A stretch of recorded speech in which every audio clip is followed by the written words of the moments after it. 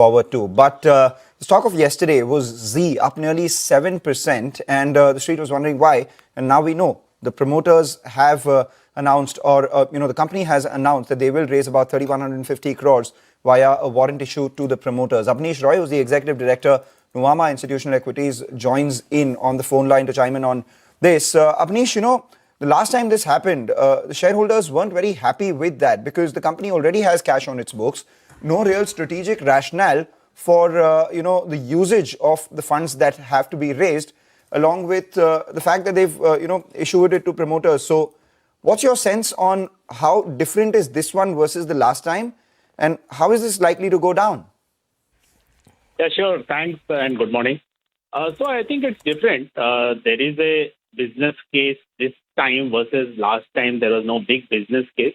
I think FIFA and sports is a game changer for Z longer term. So my sense is if you see FIFA scale up for Z has been, I think, extremely good.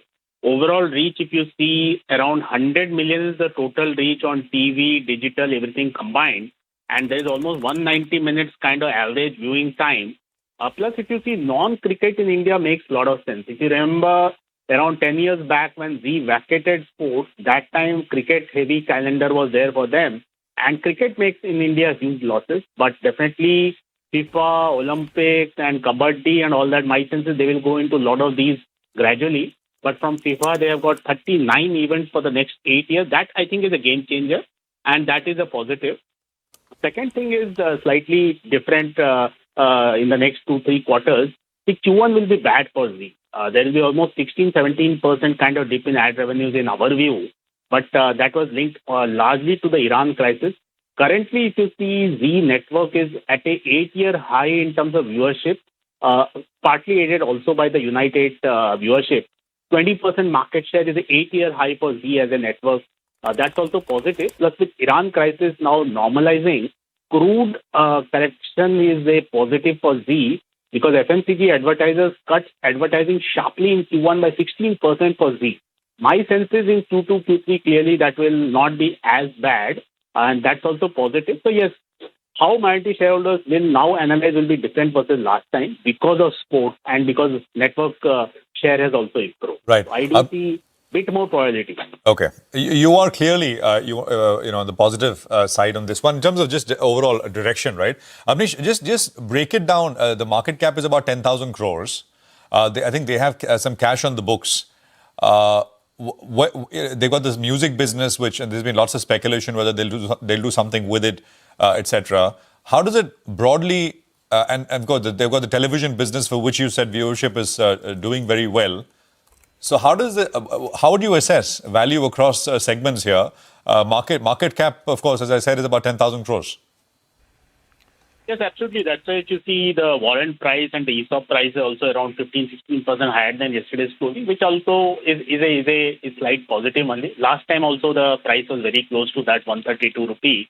If you see around 6-7 years back, the stock used to be 400-500 rupee also. So yes, valuation comfort is very high. You are absolutely right. Music demerger or value unlock is something which investors would appreciate.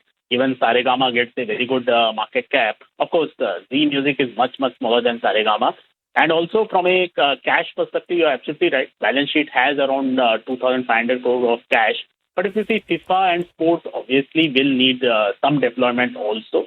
And my sense is they will go into Olympics, bidding.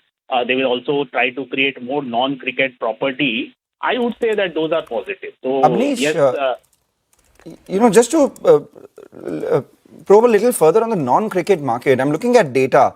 Non-cricket market in 2020 was 17% of the market, and right now it's 11% of the market. So, despite the noise around non-cricket increasing, the monies towards cricket is a lot higher. So the share of cricket has only increased in the market. And you speak about Olympics. Obviously, a lot of the other large players, including the likes of Jio Hotstar and the others, would be looking to get Olympics because in 2028 is the first time where cricket will be introduced in LA Olympics. So obviously, all these factors would play out in some form or the other. And FIFA as well. The overhanging sword is that. The overhang is that the most important matches will be telecast on Doordarshan for free. which takes away the exclusivity of Z? So three, four key things. Very good question. So first, of course, my sense is if this minority shareholder approval comes, that's a big if. Then only I think a lot of the Olympic bidding and kabaddi and all those will happen. So that's an important thing. My sense is Z will be aggressive in bidding. This time also we did see that Z and other players are also bidding. But ultimately Z won the FIFA rights because other players already have a very good viewership. So your point on Jio Hotstar bidding is absolutely there. But the good thing is Jio Hotstar already has so much of viewership that for them that incremental viewership from Olympics or FIFA on a say 30-35 million payout to FIFA, I don't think it makes sense. For Z, it makes a lot of sense. So that's one important point.